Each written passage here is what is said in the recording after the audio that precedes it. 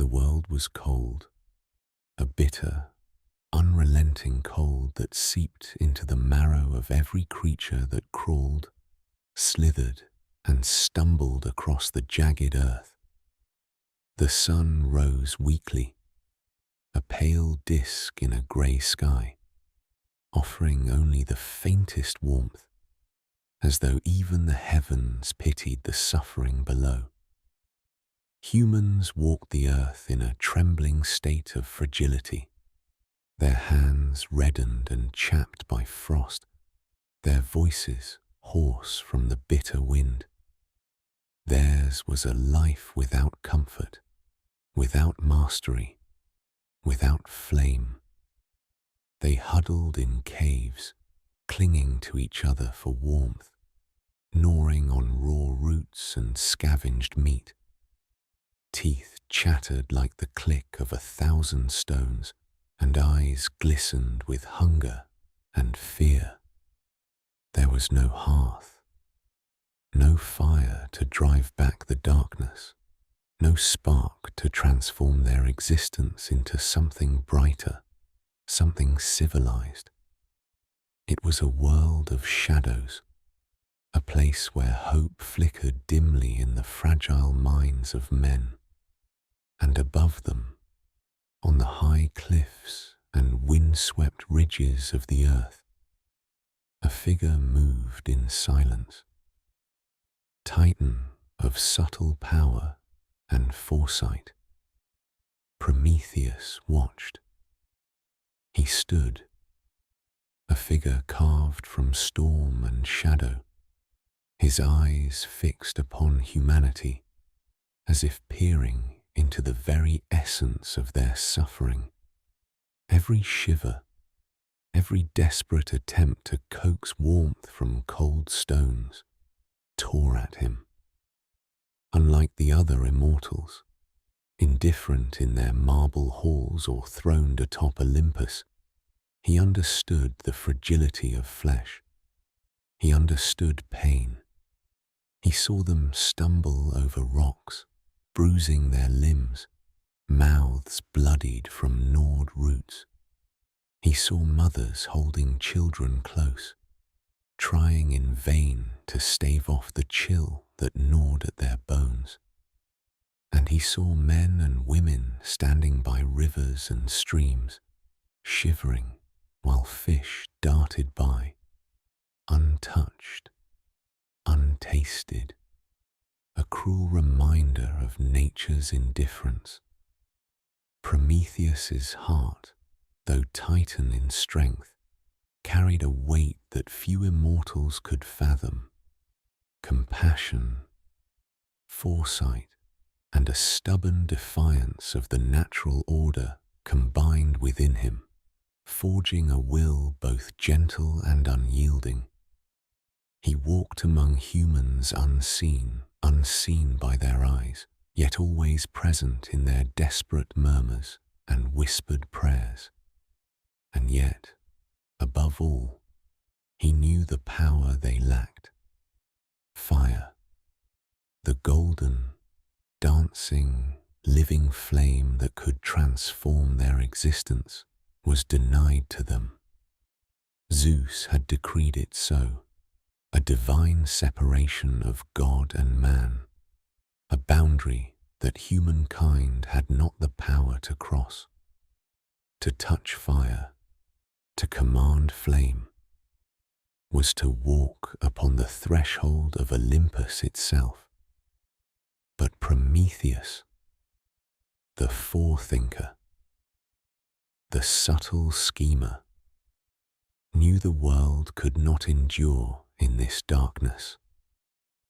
He descended from the cliffs to watch a small family huddle in a shallow cave.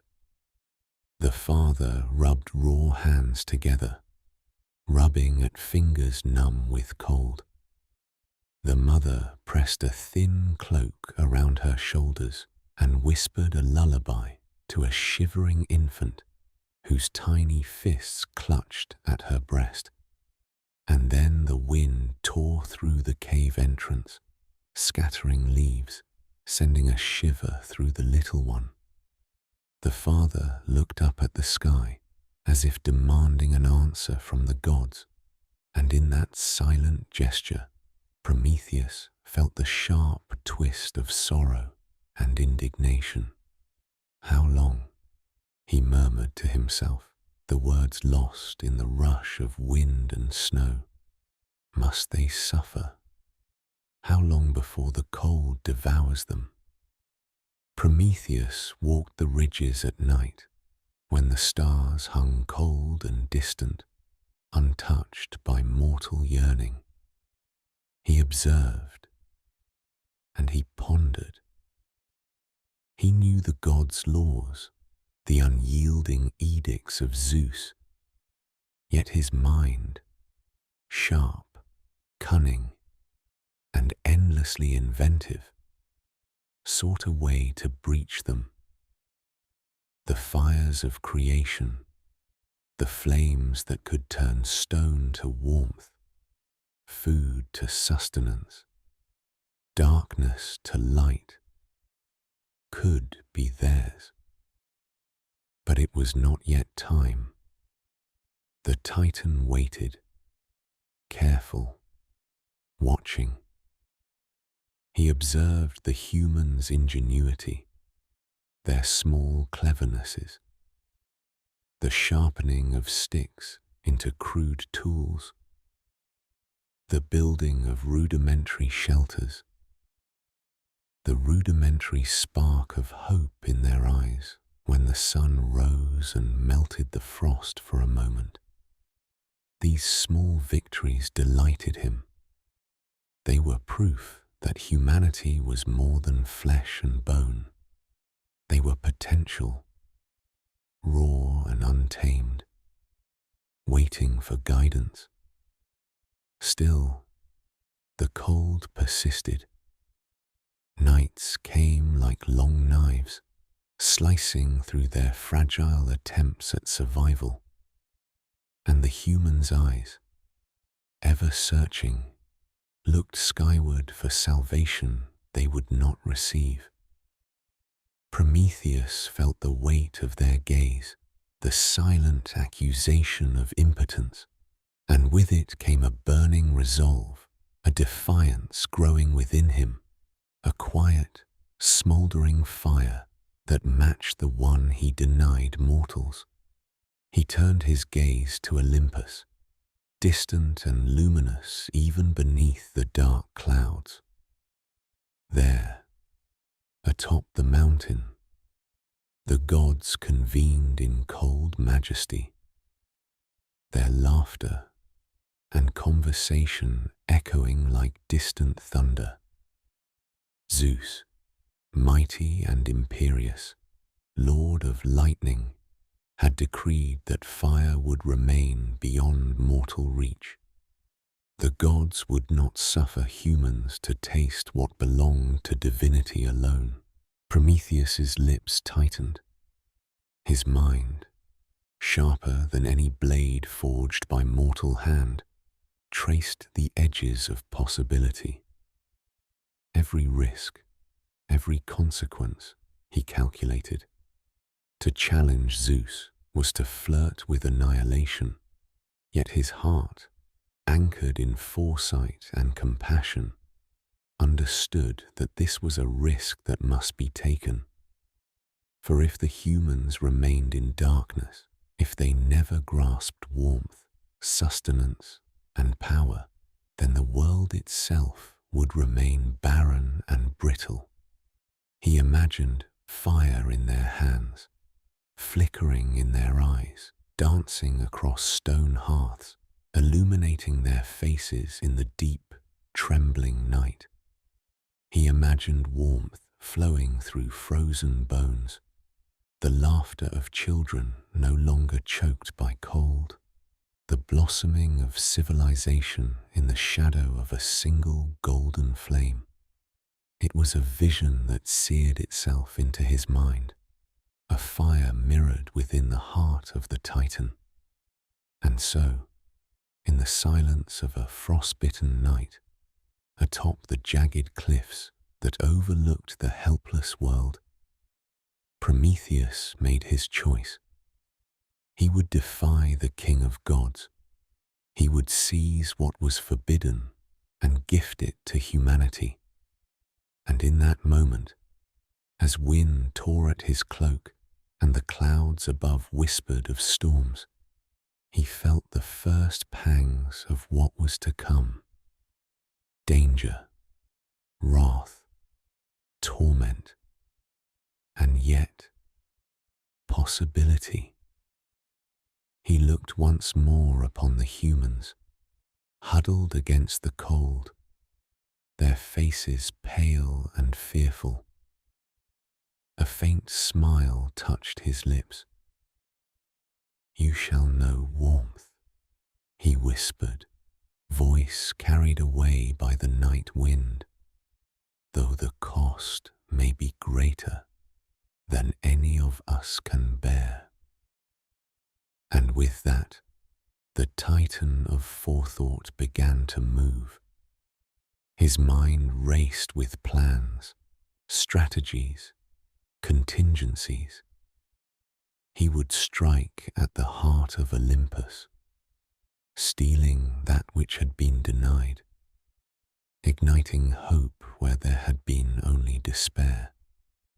And as he vanished into the darkness, a storm rumbled faintly across the distant peaks, as if the world itself trembled at the shadow of what was to come.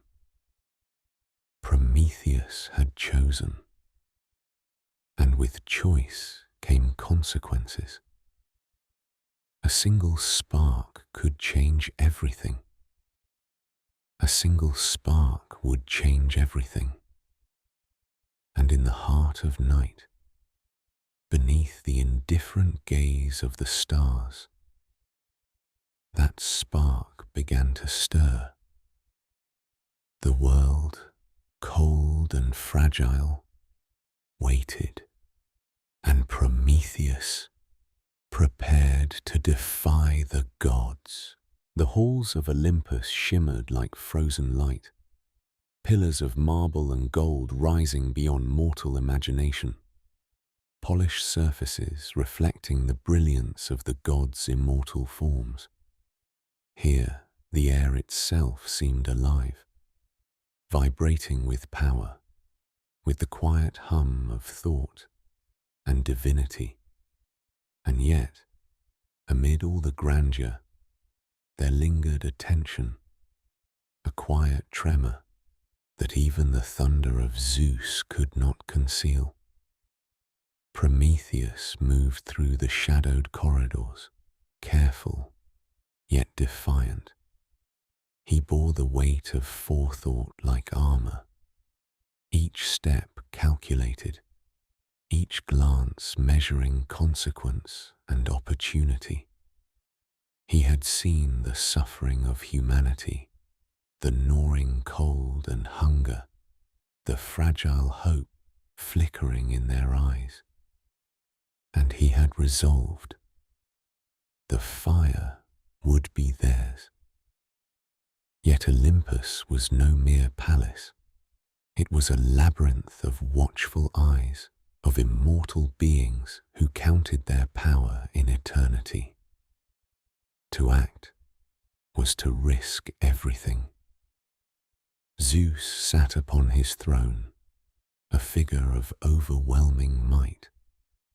Lightning coiled at his fingertips, his eyes sparking with the unyielding judgment of a ruler who brooked no defiance. His presence filled the hall, a force of gravity and command, and yet within his gaze there was something more subtle, a suspicion, an awareness of the currents beneath the surface of his realm. Prometheus approached, unbowed, yet aware of the sharp edge of danger. He knelt, not in submission, but in the ritual form of respect that masked the tempest within.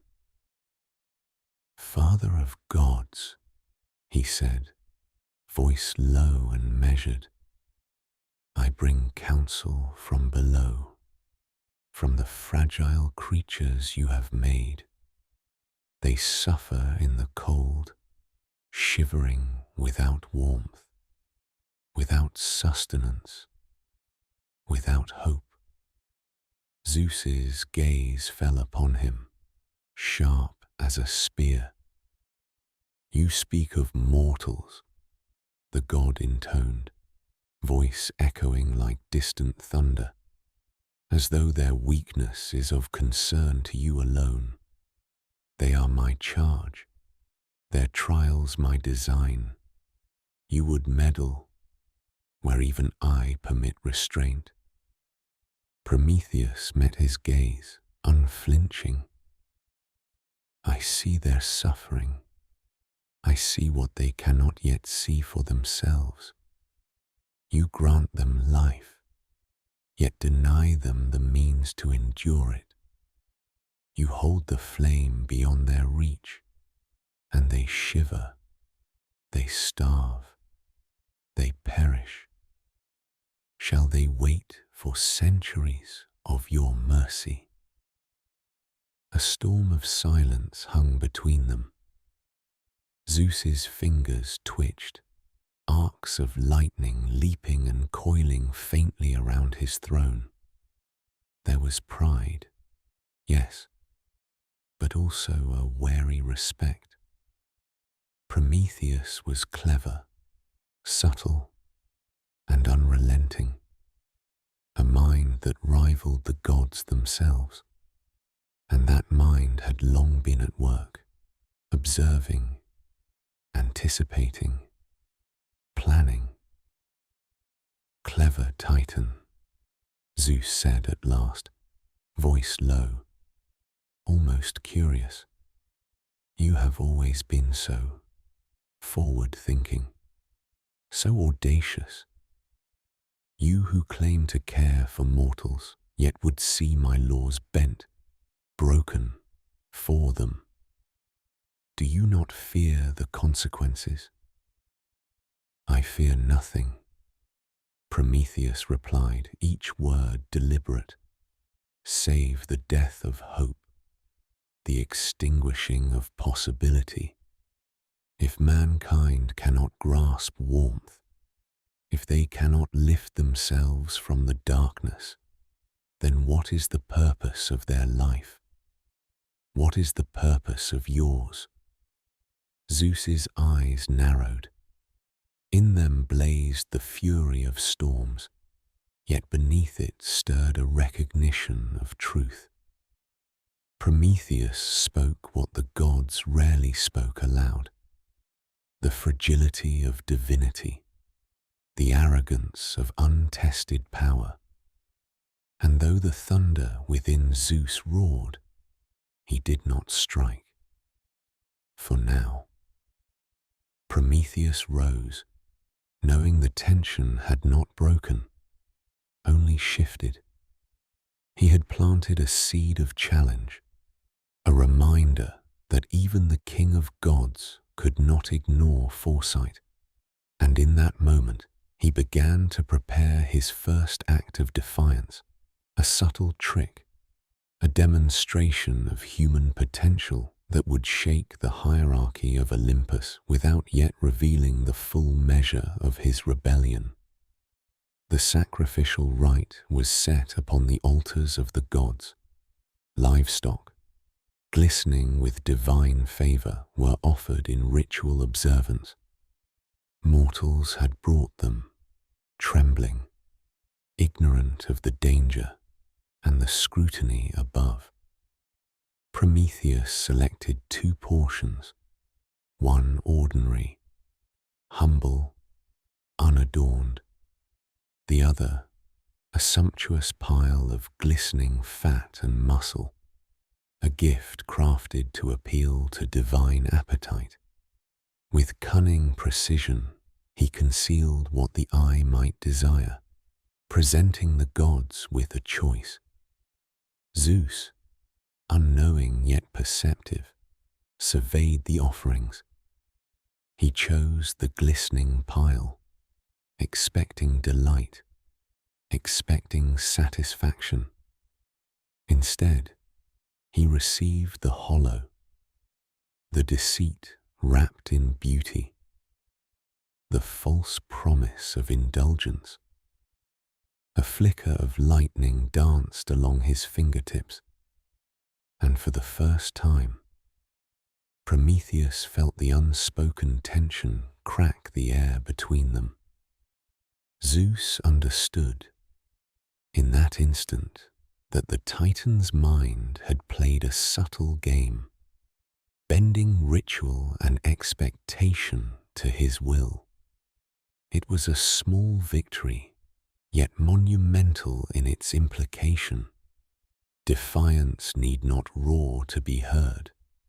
Cunning could pierce even immortal pride. The halls of Olympus simmered with quiet unrest. Gods whispered in shadowed corridors, and the edifice of authority trembled, unseen. Prometheus had reminded Zeus that power, while vast, was not absolute.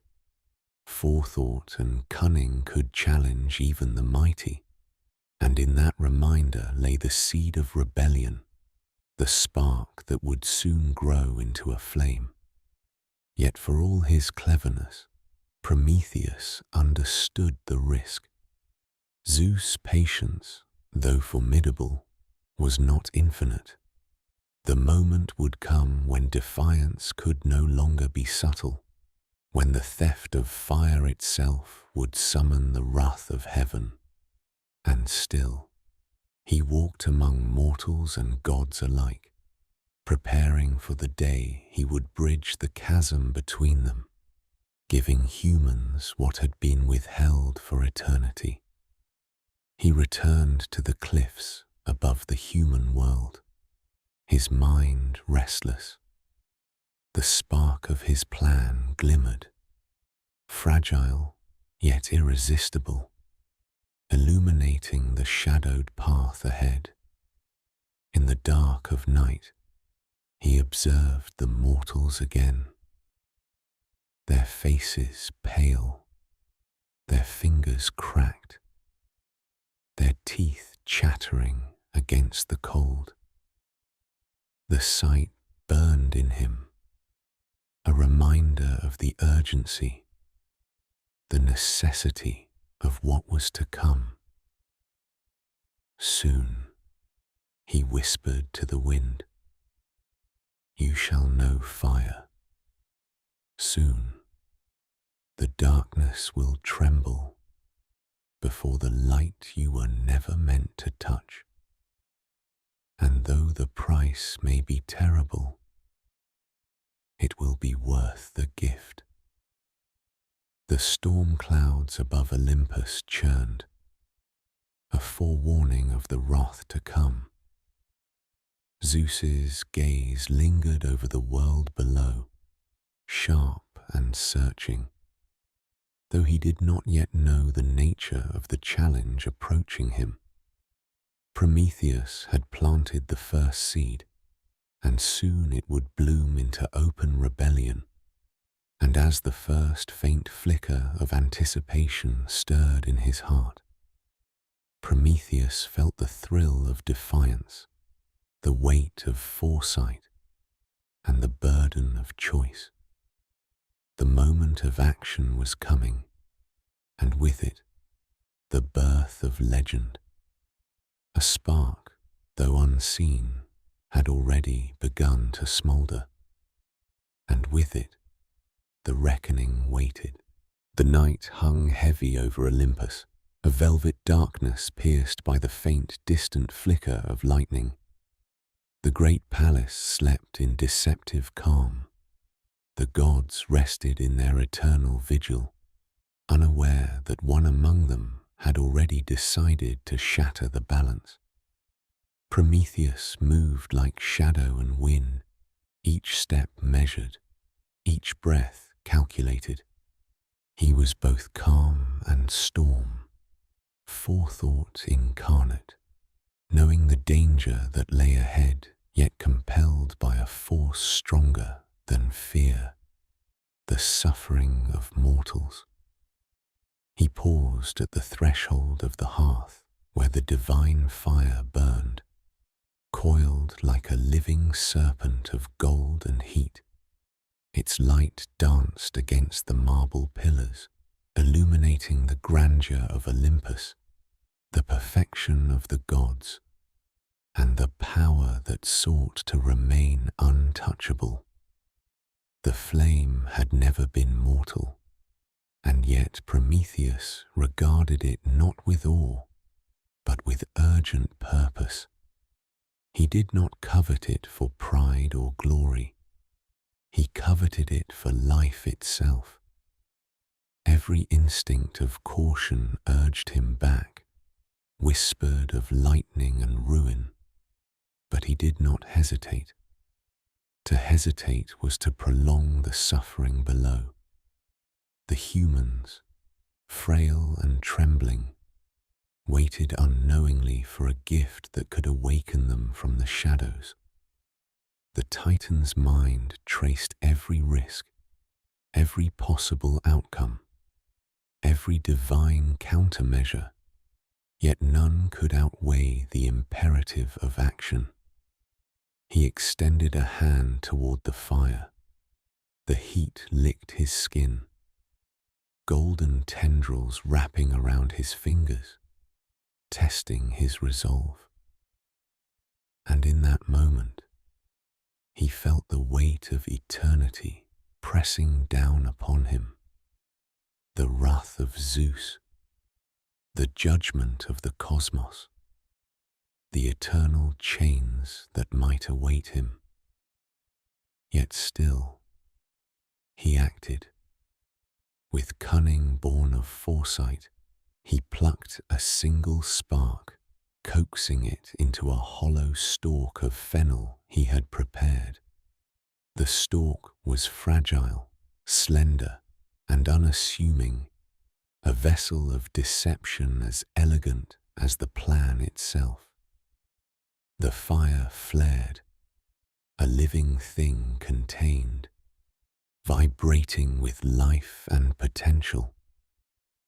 Prometheus felt its warmth against his fingers, a pulse like a heartbeat, and a flicker of triumph ignited within him. But the theft was not merely a matter of stealth. Each step back through Olympus was a trial of nerve.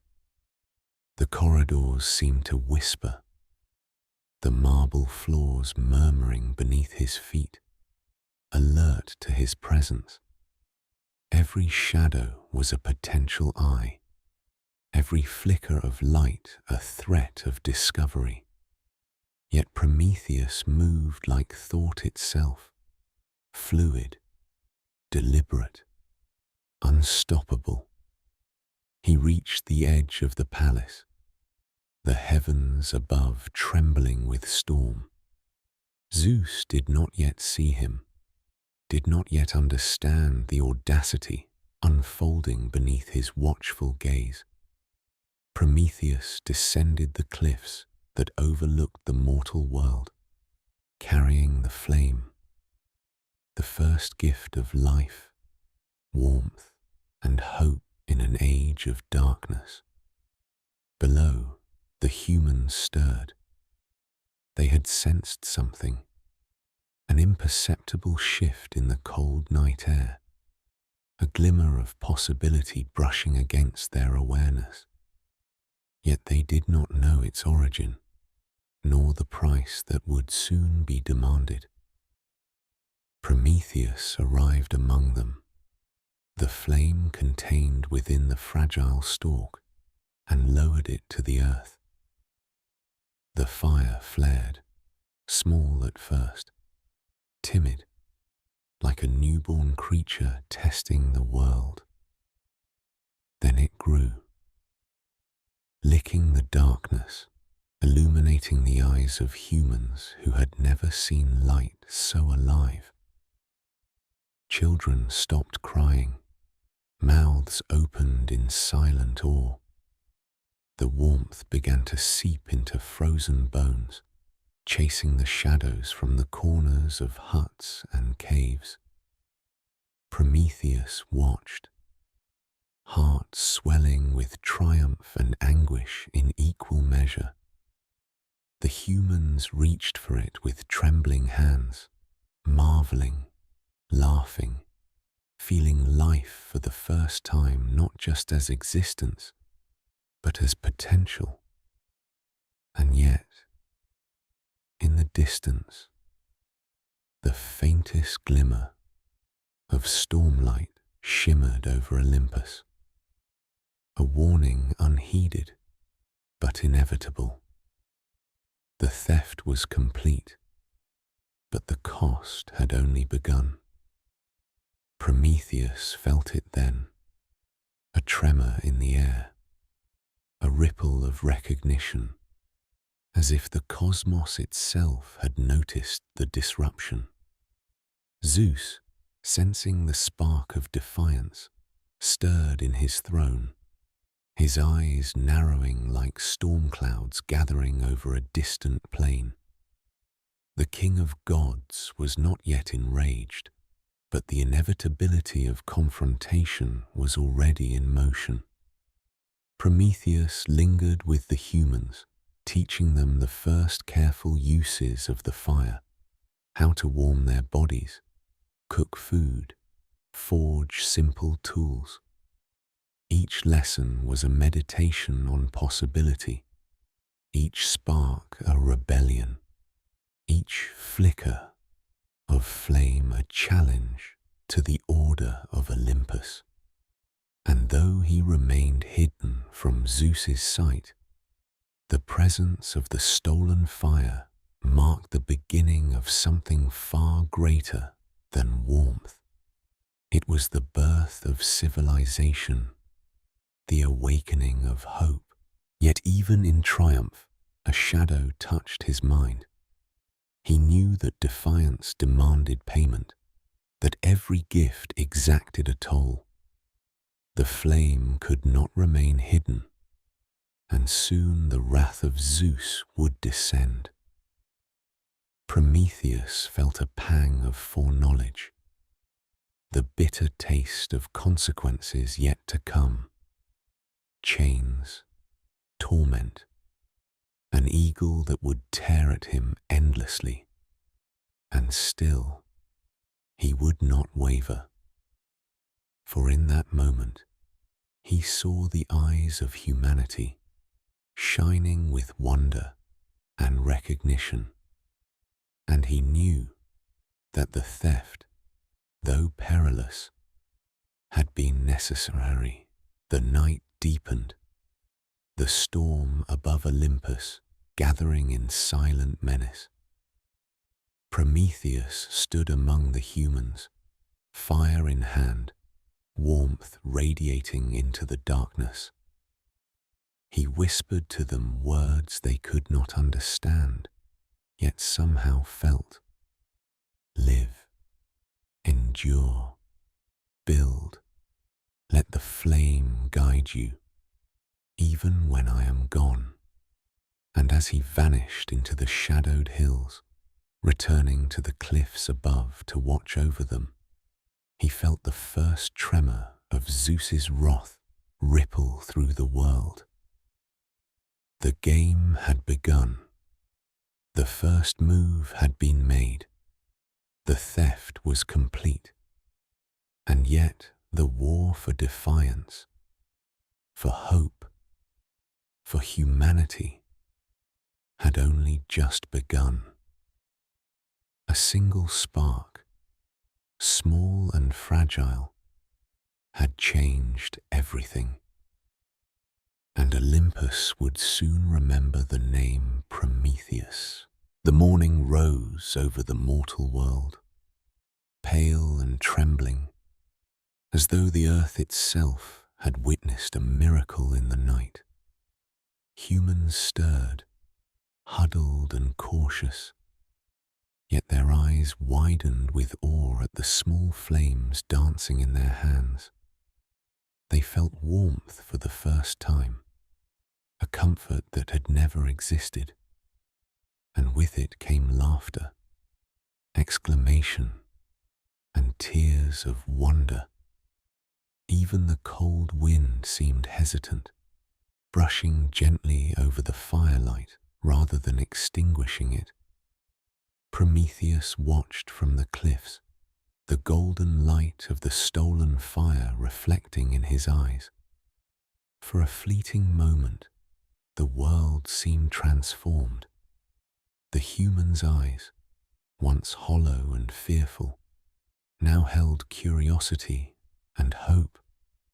They had learned to coax sparks from stone and tinder, to protect and nurture the flame, and in doing so, they were learning what it meant to be alive, to grasp power beyond mere survival. Yet far above, on Olympus, a storm gathered, unlike any before. Zeus's throne shook with invisible force, his eyes burning like twin suns as he perceived the transgression. His voice, when it came, was not the polite thunder of counsel. It was raw, elemental, a tempest incarnate. Prometheus! The name struck the air, vibrating across mountain and plain, shaking the trees and trembling through the hearts of mortals. You have stolen that which belongs to the gods. You have given them fire, given them power, given them life beyond their station. Prometheus did not flinch. He had anticipated this moment, and yet they live, he said calmly, his voice carrying over cliffs and valleys. They survive, they endure, they hope. Is that crime enough to justify the torment you would visit upon them, or upon me? Zeus's eyes narrowed, lightning coiling around his form. You dare speak to me so? You, who are immortal, yet bound by laws you yourself swore to respect? I speak, Prometheus replied, for those who cannot speak for themselves, and I act where mercy is absent. The hall of Olympus trembled with the god's fury. He rose, lightning crackling around his hands, each step shaking the golden floor beneath him. Yet Prometheus did not flee. He faced Zeus with unyielding calm, the weight of foresight anchoring his presence. You have defied me, Zeus said, voice low, dangerous, each word a strike of storm. And you will pay. Your punishment will be eternal, your torment unending. Let the heavens remember the lesson. No mortal, no titan shall overstep the bounds I set. Prometheus's mind raced even as he felt the first stirrings of divine retribution. Yet he knew this was not mere punishment. It was warning, a prelude to a war of principle. He had anticipated the wrath. He had foreseen the chains, the eagle, the endless torment. But for the humans, the fire must endure. That was the cost he had accepted. And so Zeus struck. From the heights of Olympus, bolts of pure lightning shot downward, tearing through clouds, splitting mountainsides, carving terror into the sky. The mortals below scattered, eyes wide in fear, yet the fire, the gift, remained untouched. Prometheus had cloaked it, hidden it, woven his cunning into its survival. But no cunning could prevent what was to come for himself. Chains, forged in the furnaces of Hephaestus, descended from the sky, heavier than mountains, gleaming with cruel precision. They wrapped around Prometheus's limbs, biting into flesh though he was immortal, their grip unyielding, absolute. He was bound to the jagged cliffs of the Caucasus, the wind tearing at him, snow whipping his face, yet he remained defiant, his eyes fixed on the mortal world below. And then came the eagle, wings black as midnight, eyes burning with hunger, talons sharp enough to pierce stone and flesh alike. It circled above him once, twice, as if savouring the torment to come. The first strike tore into his side, the pain pure and relentless. Yet Prometheus did not scream. He did not yield. In the agony, he thought of humanity, of the warmth now dancing in their hands, of the possibility he had ignited. For each strike, he endured. For each tear of flesh, he foresaw the eventual triumph. The eagle would return each day, an eternal cycle of punishment, a reminder of divine wrath. And yet, even as he hung bound, he knew the fire he had given would endure. He had struck a blow that even Zeus could not wholly undo. Below, humans began to harness the flame fully, building hearths and fires that would warm their homes, cook their food, and forge tools of wood and metal. Prometheus's mind lingered on each flicker of firelight, each expression of awe and joy. These were victories beyond chains and torment, victories that no eagle could consume. But the world was not without consequence. Zeus, in his wrath, sought to remind humans of their fragility. From the shadows came Pandora, a vessel of beauty and danger, carrying a box whose secrets would soon be unleashed. Hope remained, yet with it came suffering, as if to balance the scales of ambition and defiance. Prometheus, chained and bleeding, foresaw this as well. His torment was mirrored in the mortal world. Every gift bore risk. Every spark brought shadow. Yet he did not waver. For even in agony, his mind worked, planning, calculating, watching over the humans who now grasped the fire. He whispered to them in thoughts and dreams, guiding their hands, teaching them the cautious ways of the flame. And as the eagle tore again, its wings beating the bitter wind, Prometheus's eyes, though bloodied and defiant, glimmered with an unyielding light.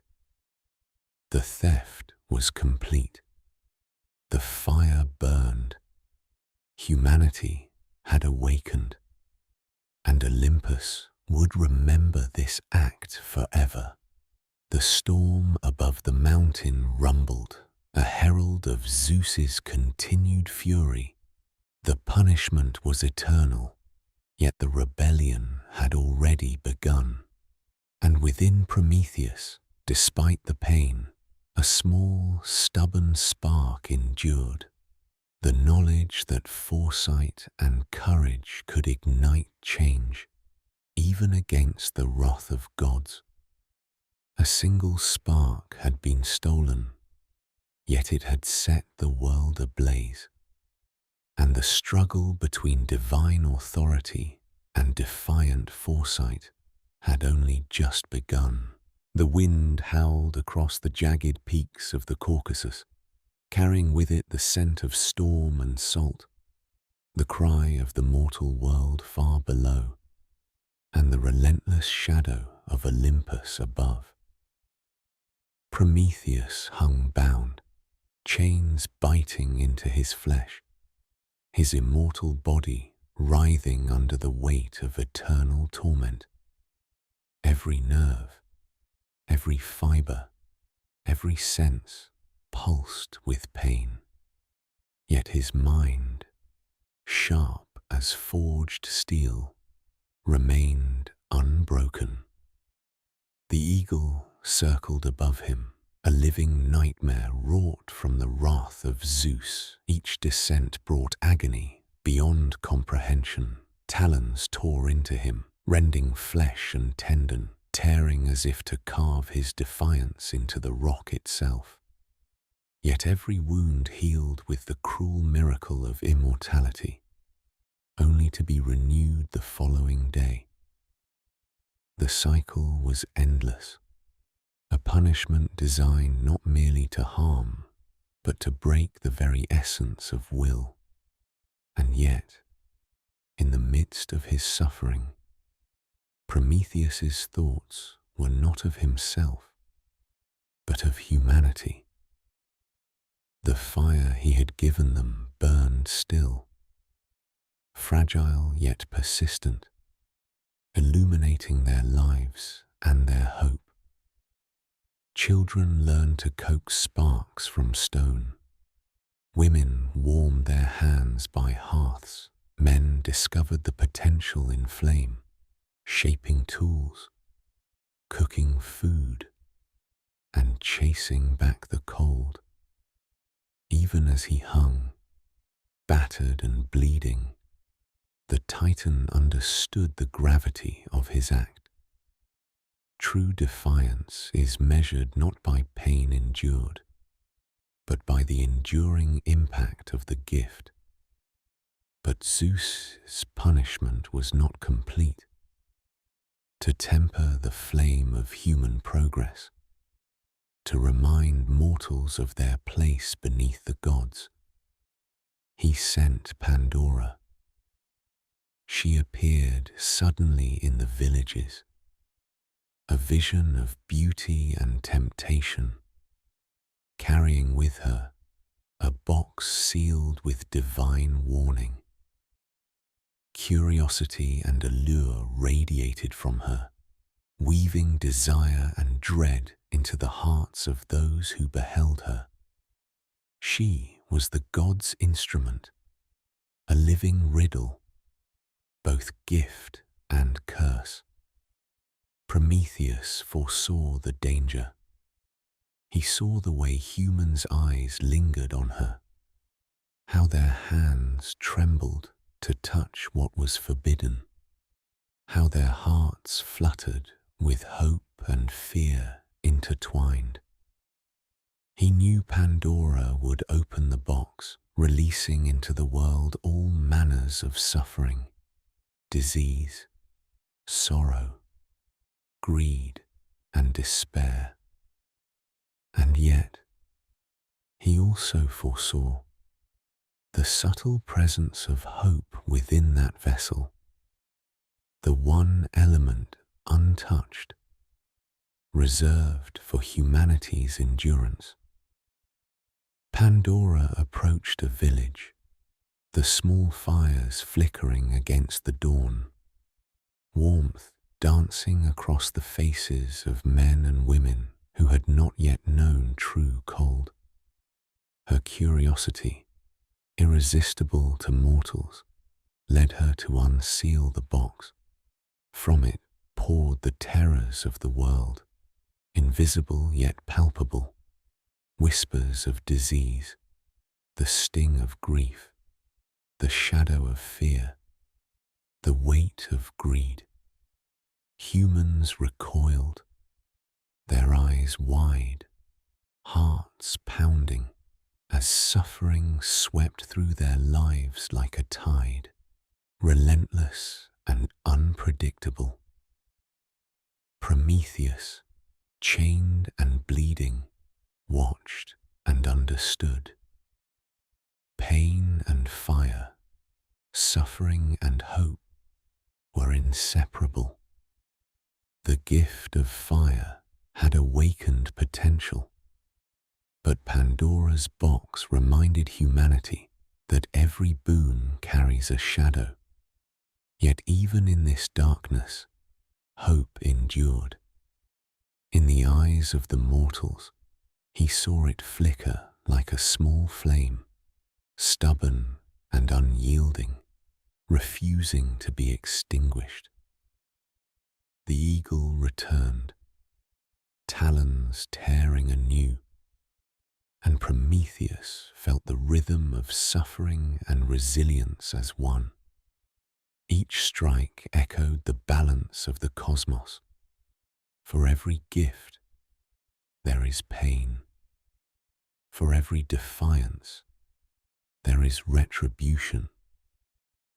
Yet in the interplay of fire, suffering, and hope, he recognized a truth more profound than mere endurance. The struggle itself, the act of rising against impossible odds, defined the measure of both mortal and immortal alike. Time stretched and blurred. Days became weeks, centuries indistinguishable in the endless cycle of torment. Yet Prometheus endured, his mind always watching, guiding humanity from afar. He whispered in dreams, inspiring the use of fire, the shaping of tools, the nurturing of civilization. Even as Zeus's fury remained, unrelenting and absolute, Prometheus's foresight became a weapon stronger than chains, sharper than eagle talons. And below, humanity began to change.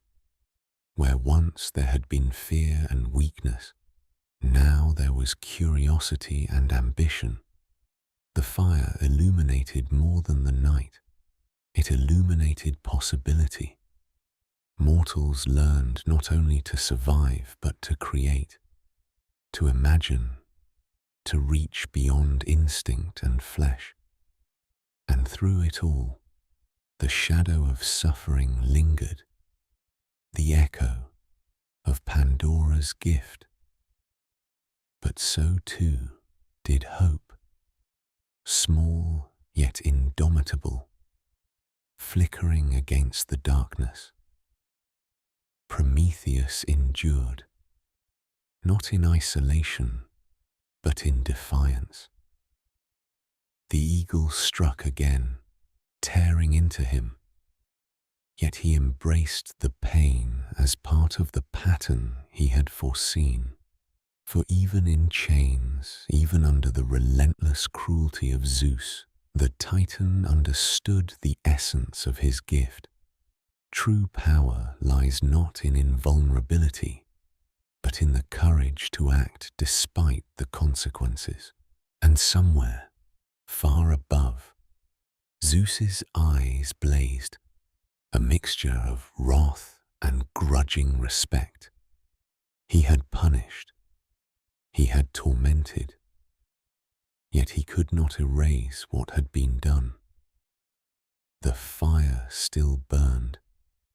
Humanity still survived.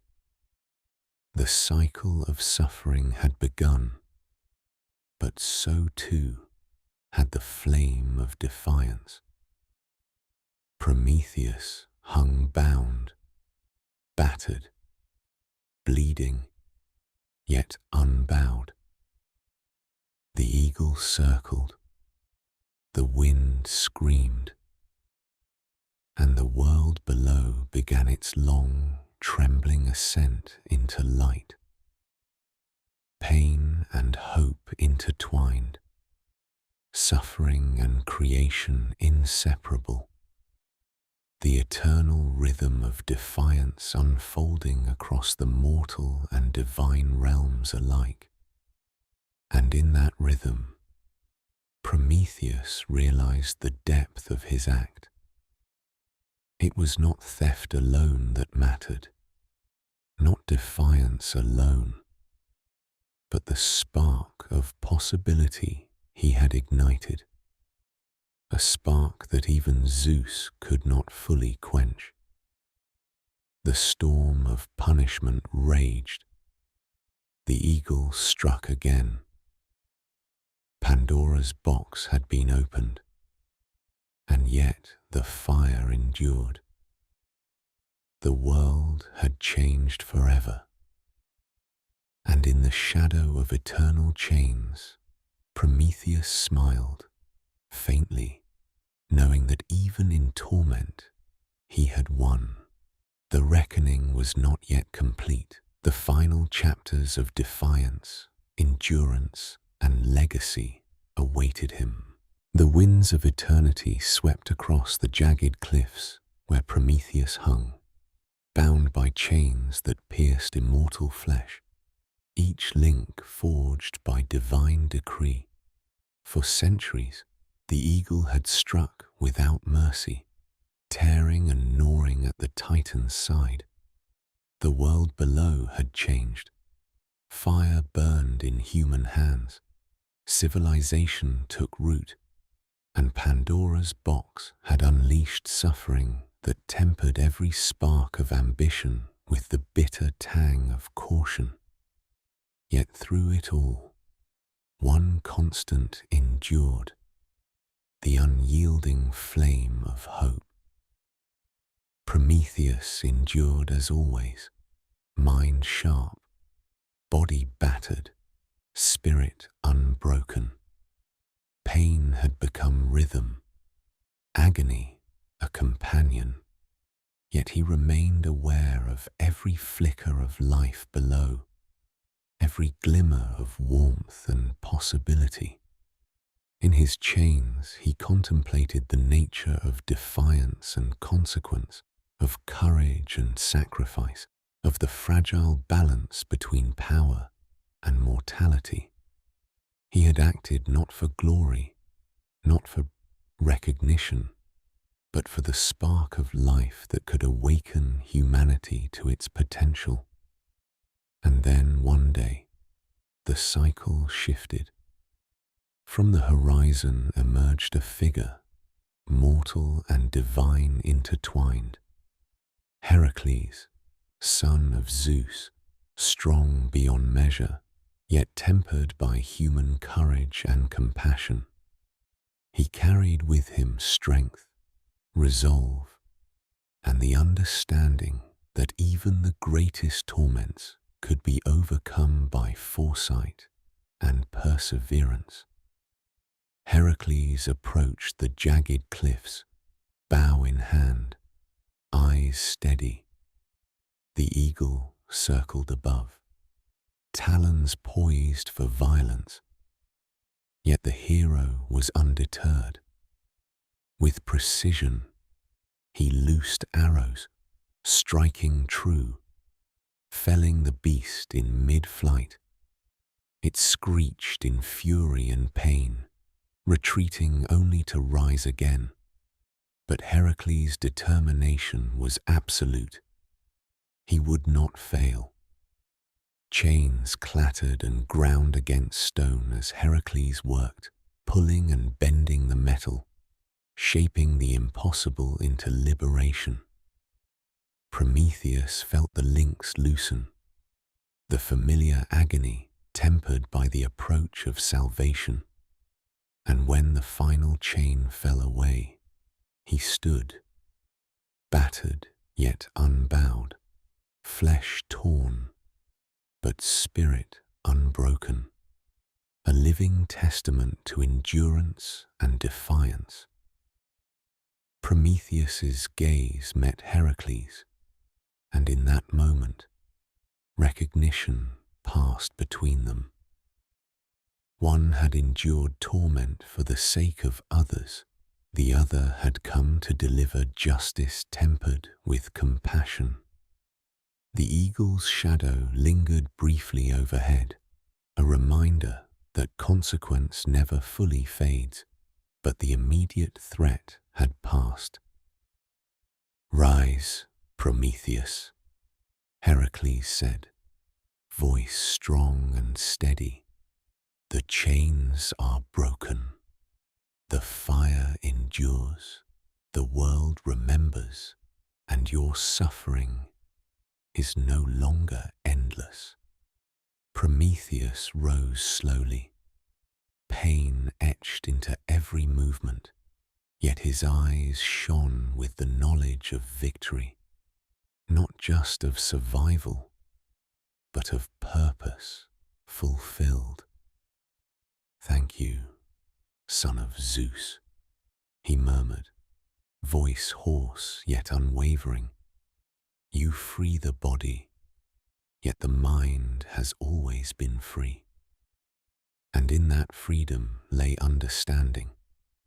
True heroism was not the absence of suffering, nor the accumulation of power, but the courage to act despite consequences, to ignite hope where despair ruled, and to endure for the sake of something greater than oneself. The theft of fire, the torment, the enduring defiance, it was all part of a cycle that intertwined mortals and immortals, suffering and joy, shadow and flame. Prometheus looked down upon the world below, humanity alive with fire, ambition, and the cautious optimism born of trial. The lessons of Pandora's box lingered in their hearts, yet hope endured, resilient and unyielding. He realized then that true power is measured not by chains broken or eagles felled, but by the sparks left behind, flickering in the hands of those who follow. And as he turned his gaze to Olympus, he saw the distant figures of gods watching, their wrath tempered, their pride humbled. Zeus, in his divine majesty, had learned what Prometheus had always known: foresight, courage, and defiance carry a weight the mighty must respect. Even the gods are not immune to the consequences of choice, nor to the ripples of action that echo across time. Prometheus exhaled, the wind sweeping across the cliffs like a benediction.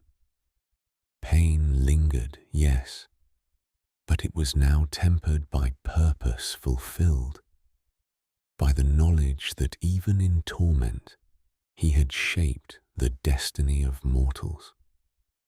The fire would burn on, humanity would endure, and the legacy of defiance, sacrifice, and foresight would echo through eternity. The eagle would return no more, for now, but its shadow remained, a reminder that freedom is never without cost. Prometheus had paid, humanity had gained, and the world, fragile, brilliant, and alive, stood illuminated by the first spark, a gift of courage, rebellion, and hope. And so, atop the cliffs of the Caucasus, battered yet resolute, Prometheus looked toward the horizon. He was no longer merely a titan in chains. He was a symbol, a harbinger of possibility, a reminder that even the smallest spark can ignite a world. The wind carried the distant echoes of mortal laughter and the soft crackle of hearth fires, mingling with the roar of Olympus, and Prometheus understood fully. The defiance of one can shape the destiny of many, and hope, once ignited, can never truly be extinguished. The sun rose over the jagged peaks, its light touching Prometheus's battered form, gilding him in warmth, illuminating the scars of struggle and heralding a new dawn for mortals, for gods, and for the Titan who had dared to defy them all. And in that light, the legacy of Prometheus endured, eternal as fire, unyielding as courage, and immortal in the hearts of humanity.